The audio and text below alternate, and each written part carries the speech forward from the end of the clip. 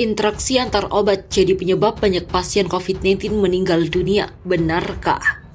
17% rakyat Indonesia dari 267, jadi kira-kira 44 juta, itu tidak percaya COVID. Tidak percaya. Katanya COVID itu tidak ada, itu hanya isu politik, itu hanya orang jualan obat. Sementara obat-obat yang dianjurkan ini kontraindikasi berat pada kondisi atau hasil alat yang positif. Jadi alat salah deteksi dianjurkan obat yang salah. Interaksi antar obat. Jadi semua kematian di rumah sakit sejak zaman dahulu kala sampai sekarang COVID ini karena interaksi antar obat, bukan karena penyakitnya. Nah, ini membuka kedok pengobatan berpuluh tahun. Sempat membuat orang yang berseberangan sama gue itu ngerasa ternyata berarti nggak bisa diremehin kekuatan ini gitu, paham nggak sih?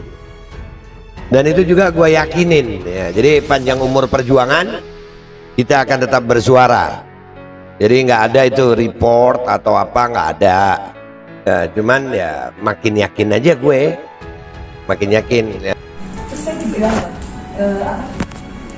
menjungkir balikan fakta, menunjukkan logika. Kalau memang iya, namanya ilmu baru. Saya bilang kalau saya nggak dikatain profesor benar-benar gila, hanya orang benar-benar gila yang bisa menjungkir balikan logika, yang bisa mengubah dunia. Siapa? Saya bilang Albert Einstein. Udah, saya bilang gitu Pak, dibilang sombong, biarin aja mau profesornya aja kamu benar gila. Berarti kan gini, kalau saya dikatain gila sama teman-teman saya emang ketawa. Memang saya benar-benar gila, mau apa? Ya kan bener nggak Pak? Ini kan hanya orang gila bisa mengubah dunia, udah. Karena satu kali saya buka rumus itu Pak. Kita akan tetap bersuara, ya. Dan kita tetap kebenaran itu ya nggak akan berhenti dengan begitu saja sayang. Kebenaran tetap akan bersuara kok. Walaupun kita mungkin akan lebih susah sekarang, tapi susah bukan berarti nggak bisa. Justru susah itu membuat gua makin cerdas gitu. Kalau kita buntu, kita harus nyari jalan lain. Buntu nyari jalan lain, kan gitu. Alhamdulillah keadaan ini Allah kasih sama kita, bukan untuk kita mengeluh. Bola komorbid kita ya, komorbid nakes potensial tidak mati karena faktor obat. Kita nggak sadar dalam bahaya. Sekarang vaksin, tahu nggak? Vaksin ini nanti undang-undang kedokteran kata bagi siapa yang menolak untuk menolak vaksin, untuk vaksin atau menentang vaksin akan dipidana. Dipidana di depan. Bila perlu tembak di depan. Hukum pidana. Karena kan dianggap menular kan. Iya. Misalnya saya nih vaksin udah berjalan, terus saya keluar vaksin, saya ditembak di tempat. Karena apa? Anda menentang vaksin. Coba bermain farmasi mengontrol kita ini lagi masuk permanen setan. Tidak dihentikan Pak, bahaya. Ini vaksin sudah ada, ya. Mereka kan cuma pikir gini, enggak kok. Tetap berjuang, ya, lu nggak sendiri gitu. Dan semuanya tetap support aja, lebih cerdas lagi. Artinya apa? Satire dan sarkasme itu akan menjadi cara kita bersuara. Ya. Dan itu hanya diterima orang-orang yang berakal sehat dan hati bersih. Siap? Ya, bagi yang mau percaya ya silakan, nggak percaya silakan ya. Interaksi antar obat jadi penyebab banyak pasien COVID-19 meninggal dunia. Benarkah? Dr. Louis Owen akhirnya dibebaskan setelah sebelumnya ditahan terkait kasus dugaan penyebaran berita hoax COVID-19. Barreskrim Polri menyebut Dr. Louis berjanji tidak akan mengulangi lagi perbuatannya. Meski begitu, sejumlah pernyataan kontroversi Dr. Louis masih menjadi perdebatan media sosial hingga kini. Dalam wawancara di Hotman Paris Show, iNews TV beberapa waktu lalu, Dr. Louis membuat pernyataan kontroversi yang menyebut tak percaya dengan virus COVID-19. Selain itu, Dr. Louis menyebut bahwa pasien COVID-19 yang meninggal dunia bukan karena virus, melainkan adanya obat interaksi antar obat. Interaksi antar obat. Pak, kalau misalnya buka data di rumah sakit, itu pemberian obatnya lebih dari 6 macam. Begitulah ujar Dr. Louis.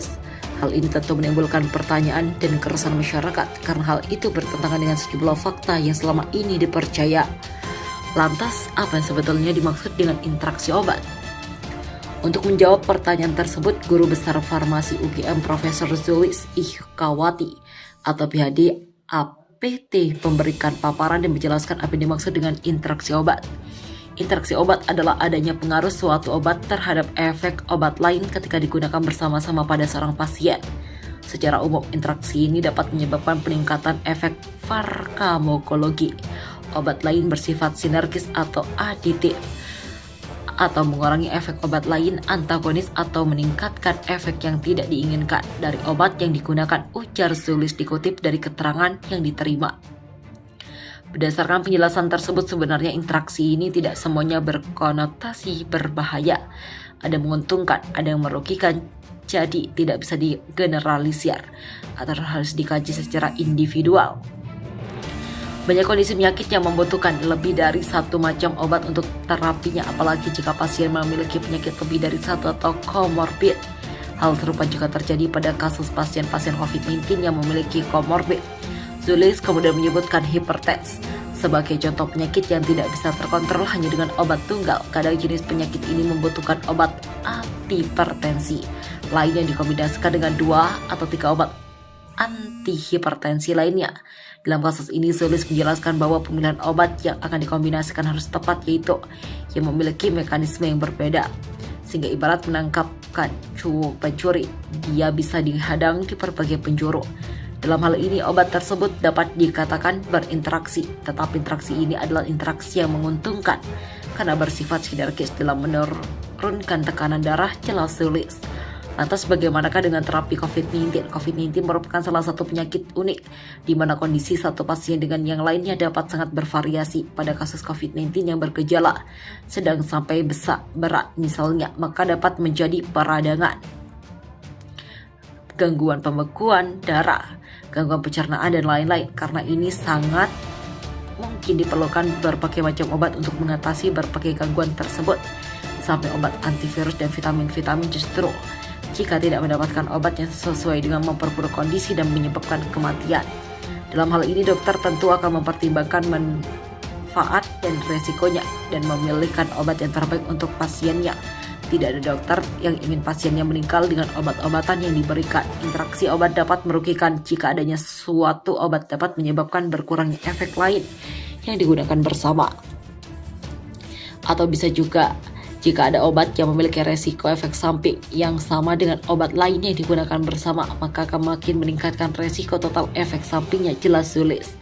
Jika efek samping tersebut membahayakan, tentu hasil akhirnya akan membahayakan, seperti contohnya obat azitromisin dan hidroksikloroquine yang dulu digunakan untuk terapi COVID, atau azitromisin dengan levofloxacin.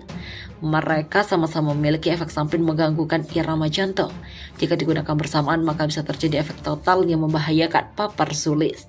Selain itu, interaksi obat dapat meningkatkan efek terapi obat lain. Pada tingkat tentuan, peningkatan efek terapi suatu obat akibat adanya obat lain dapat menguntungkan, tetapi juga dapat berbahaya jika efek tersebut menjadi berlebihan.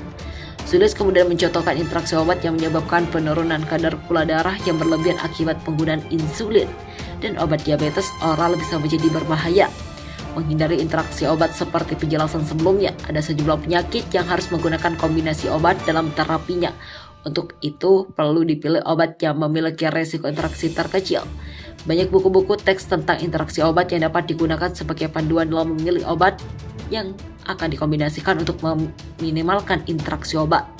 Faktanya tidak semua obat yang digunakan bersama atau menyebabkan interaksi yang signifikan secara klinis, yang artinya aman-aman saja untuk dikombinasikan atau digunakan secara bersamaan. Zulis menjelaskan bahwa pada dasarnya interaksi obat dapat dihindarkan dengan memahami mekanisme interaksinya. Mekanisme interaksi obat itu sendiri bisa melibatkan aspek farmakokinetik, mempengaruhi absorpsi, distribusi metabolisme, dan ekskresi obat lain, atau farmakodinamika, ikatan dengan reseptor dan target aksinya. Karena dampak interaksi obat tidak bisa digeneralisir, yang harus dilihat kami demi kasus secara individual, maka solusi yang diberikan untuk mengantisipasi dan mengatasi tiap kasus tertentu berbeda. Berdasarkan paparan tersebut dapat disimpulkan bahwa interaksi obat tidak semudah itu menyebabkan kematian. Jika ada penggunaan obat yang diduga untuk berinteraksi secara klinis, maka pemantauan hasil terapi perlu ditingkatkan, sehingga tidak terjadi hal-hal tidak diinginkan akibat interaksi obat. Dapat segera dilakukan tindakan yang diperlukan, misal menghentikan atau menggantikan obat, kata Zulis. Oleh karena itu, diperlukan kerjasama antar tenaga kesehatan atau dokter, perawat hingga apoteker dalam memberikan terapi kepada pasien sehingga dapat memantau terapi dengan lebih cermat dan tidak berdampak membahayakan bagi pasien.